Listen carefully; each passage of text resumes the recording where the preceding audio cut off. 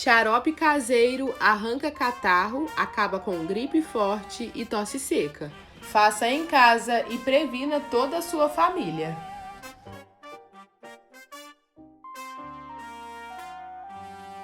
Em uma panela, adicione 250 gramas de açúcar mascavo ou o açúcar que você tiver aí na sua casa. Leve o recipiente ao fogo e misture o açúcar até virar uma calda.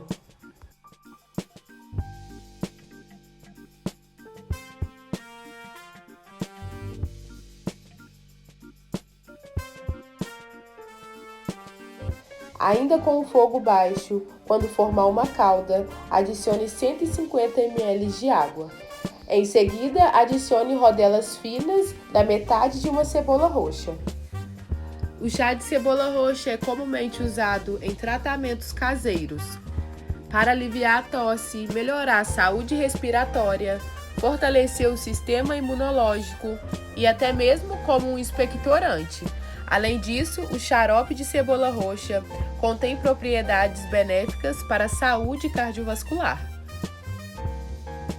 Adicione também algumas folhas de hortelã. O xarope de hortelã promove o alívio da tosse, tem ação analgésica para dores de cabeça e nas articulações, combate a resfriados, gripes, gases, cólicas, além de impedir a formação de catarro nas vias respiratórias. E para finalizar, adicione também um limão picado ainda com a casca. O limão pode ser usado para combater a tosse, gripes e resfriados, por conter em sua composição vitaminas como C, A e os minerais ferro e potássio.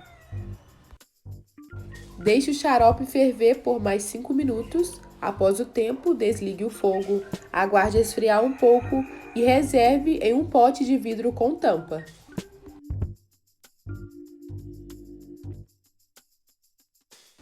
Consuma até 3 colheres de sopa ao dia.